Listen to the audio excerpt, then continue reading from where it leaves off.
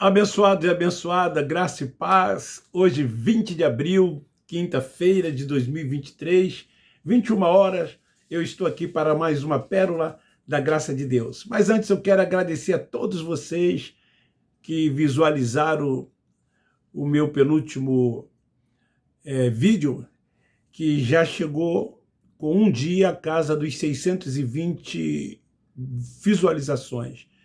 E nos últimos 2 dias, cerca de 15 novos inscritos. O meu muito obrigado a vocês que divulgaram, que compartilharam, a vocês que estão ajudando a fazer com que esse canal cresça cada vez mais, para que muitos irmãos nossos que estão presos dentro desse sistema religioso possam rever conceitos, ouvir e entender a voz do Espírito Santo, ter a mente ativada e deixar de uma vez por toda essa prisão. Tirar de sobre os seus ombros esses fardos pesados, o véu que ainda está posto sobre o rosto. E assim, o meu muito obrigado a todos vocês. O tema de hoje é: será que ainda existe pecado? O motivo de eu gravar esse vídeo é que outro dia eu estava conversando com um pastor assembleano que é inscrito no meu canal. Nós já nos conhecemos por cerca de 50 anos. Ele acompanha, segundo ele, quase todas as mensagens que eu gravo. Isso é muito raro de acontecer, um pastor assembleano assistir canal da graça de Deus. Muitos, pelo contrário, né? Eles até me bloquearam, a grande maioria, né? Me bloqueou por eu enviar para eles os vídeos gravados através desse canal. Então ele disse, esse pastor assembleano, que ele concorda com 80% do que eu acredito. E ele até usou essa expressão, que ainda falta 20%. Ele falou, 20% ainda está faltando. Então, na mensagem que eu gravei, até quando serás enganado, que o templo é casa de Deus. Foi essa mensagem que eu gravei. Até quando tu serás enganado, que o templo é casa de Deus? Então ele disse que concorda que o templo não é casa de Deus. Ele disse que sabe que nós somos o templo da habitação de Deus. Mas ele disse assim, irmão Levi, ali no templo é o lugar aonde a igreja vai adorar a Deus. Então, ao mesmo tempo que ele diz que sabe que ali não é casa de Deus, que ali não é o templo aonde Deus habita, parece até que ele se contradiz. Mas ele diz, mas a igreja é o lugar onde devemos buscar Deus, devemos adorar a Deus. Ele disse, eu acho que há uma necessidade de se ter o templo. Nós precisamos nos reunir. Lá no templo, nós precisamos ouvir a palavra. Lá no templo, nós precisamos juntos adorar a Deus. Foram palavras ditas por ele. Ele disse, lá no templo, precisamos prestar reverência a Deus. Ele disse, ali é um abrigo dado por Deus para nós que somos crentes. Ele então me pergunta assim, irmão Levi, eu pequei, e aí a quem eu vou pedir perdão? Se eu não tenho um templo para frequentar, se eu não tenho um templo para eu ir, aonde se reúne os meus irmãos, a quem eu vou pedir perdão?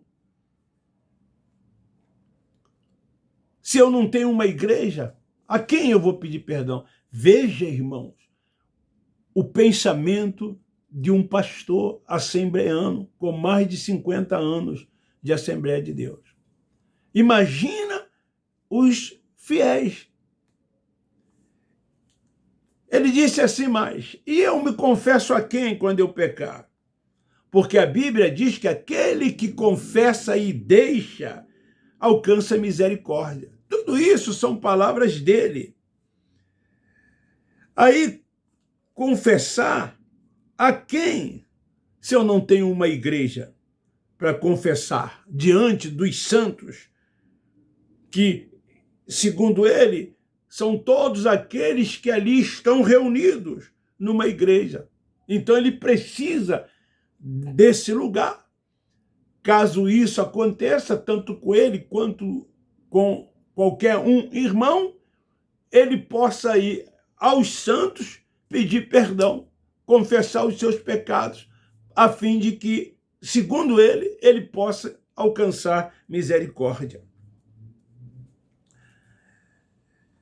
Então, vi a necessidade desse tema, porque muitos ainda têm muitas dúvidas acerca disso. Sabe por que eles têm dúvida acerca disso?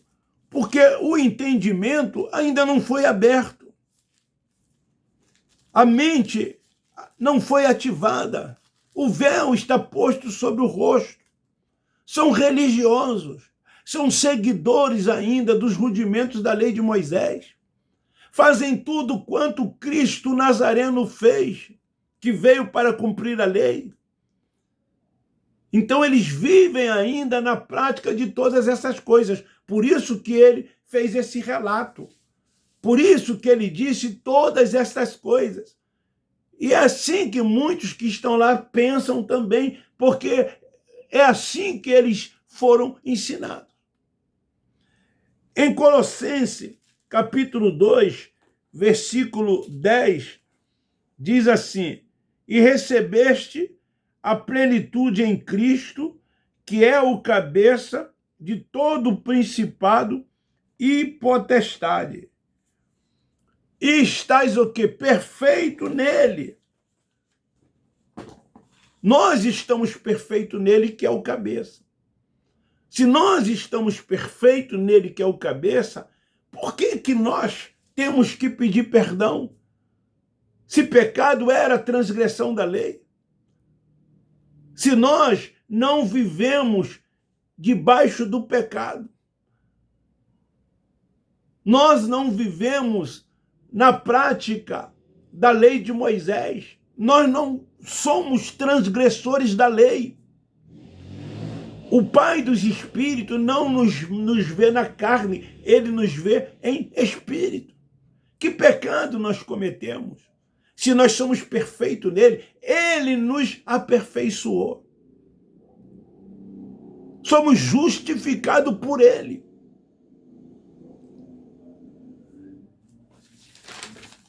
Perfeito quer dizer o quê? Pleno. Se eu sou perfeito, eu sou pleno. Em quem? Nele me tornou perfeito. Quem nos deu essa perfeição? Foi ele quem nos deu essa perfeição. Eles não entendem isso. Mas nós, da graça de Deus, nós entendemos. Porque a graça nos apresenta perfeito. Então, como vamos pedir perdão de algo que ele já nos deu? Nós vivemos por fé. Porque o justo vive por fé. Nós cremos em tudo quanto ele fez. Então nós cremos nesta perfeição que ele nos deu. A nossa experiência é depois da cruz. Mas os que lá estão no templo, eles estão ainda antes da cruz. Por isso, da preocupação desse pastor e de muito ou de tanto quantos outros lá frequentam, que fazem daqueles lugares um templo, para que se possa, caso peque, pedir perdão a Deus. Eles viveram a transição da lei para a graça. Eles precisaram, porque estavam debaixo da lei. Eles quem? Aqueles que viveram antes da cruz. No caso, os judeus, porque eles se tornaram transgressores da lei. E Paulo, o apóstolo da graça, ele que era judeu, praticante do judaísmo, ele disse: se não fosse a lei, eu não havia conhecido o pecado e a concupiscência da carne. A lei me mostrou o pecado. Eles estavam debaixo da contaminação do pecado. Quando Paulo escreve aos romanos assim, dizendo: todos pecaram e destituídos estão da graça de Deus, esses todos se referem a quem? Aos judeus, que receberam de Moisés a lei, que estavam debaixo da lei. Então todos eles pecaram e eles estavam o quê? Destituídos da glória de Deus. Eles precisavam da glória de Deus. Como eles não conseguiram cumprir a lei, foi preciso que o próprio Deus viesse e se fizesse carne e morresse por eles, como João Batista, que foi o precursor de Cristo. Ele disse: é o Cordeiro de Deus que tira o pecado do mundo. Estava apontando para o Calvário, onde ele seria morto e crucificado, onde ele derramaria o seu sangue pelo seu próprio povo, pelos judeus, por aqueles que ele disse que vinha para buscar e salvar. Nós não, nós nascemos depois da cruz. Nós nascemos depois dele aniquilar o pecado e de conceder o perdão. Não foi isso que ele fez? Ele aniquilou o pecado. Ele concedeu o perdão. Tudo que Deus faz é eterno, é para sempre. E ele fez isso para sempre. Nós nascemos depois do juízo final. Que juízo final? O juízo que foi para o seu próprio povo, por ser transgressores da lei, por viverem debaixo da lei e não conseguindo cumprir, transgrediam porque cumpriam uma parte e deixava outras partes sem cumprir. Eles sim precisavam do perdão. Quando João, ele escreve lá na sua epístola: filhinho, não pequeis, ele está se referindo a quem? Aos judeus, que continuavam pecando, transgredindo a lei. Quando ele disse que aquele que disser que não tem pecado é mentiroso, ele estava se referindo a quem? Aos judeus, aos judaizantes, os que praticavam o judaísmo, os que estavam debaixo da lei, que foi dada para o povo judeu pelo próprio Deus. Então eles sim precisaram de perdão. Mas nós não. Nós que nascemos depois da cruz, não. Nós já nascemos perfeito. Perfeito em quem? Nele. O Evangelho da graça de Deus nos apresenta perfeito. Então, como vamos pedir perdão?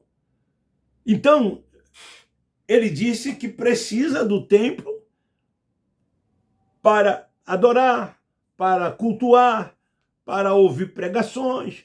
E também, caso ele ou qualquer um outro que venha pecar, né? Pecar para eles é tudo que vocês possam imaginar. Entenderam? Eles só pensam nisso. Nós ouvimos isso durante anos e anos quando lá nós estávamos. Carregávamos sentimentos de culpa por causa desses ensinos, por causa dessas mensagens. Ora achávamos que estávamos salvos, ora achávamos que não. Só vivíamos orando, pedindo, me perdoa, oh Deus, perdoa os nossos pecados, perdoa as minhas culpas, eu sou um miserável, eu sou isso, eu sou aquilo, eu não sou digno. E não é esse tipo de oração que eles continuam fazendo dentro desses lugares. Nós não. Nós, da graça de Deus, não. Porque nós temos o entendimento dado pelo Espírito Santo.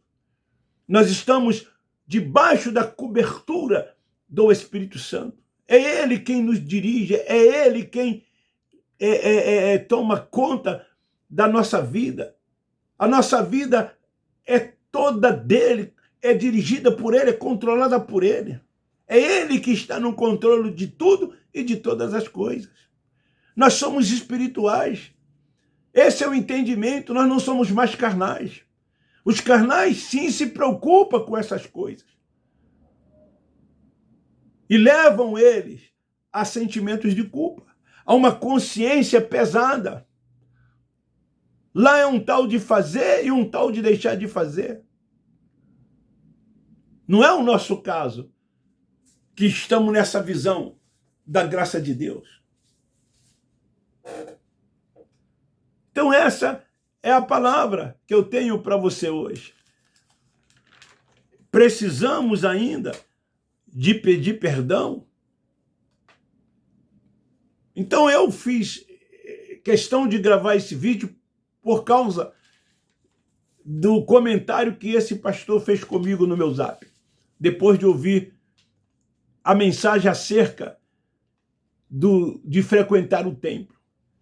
E ele diz que entende, mas também ele diz que tem que se ter o templo. Tem que frequentar o templo, porque lá é o lugar de conserto, lá é o lugar de pedir perdão, lá é o lugar de confessar. Foram as suas palavras. Então fica aí esta palavra para esses religiosos. Para você que é da graça de Deus, não, você tem esse entendimento. Você é perfeito nele. Ele te aperfeiçoou. Tudo que ele fez em nós é eterno, é para sempre.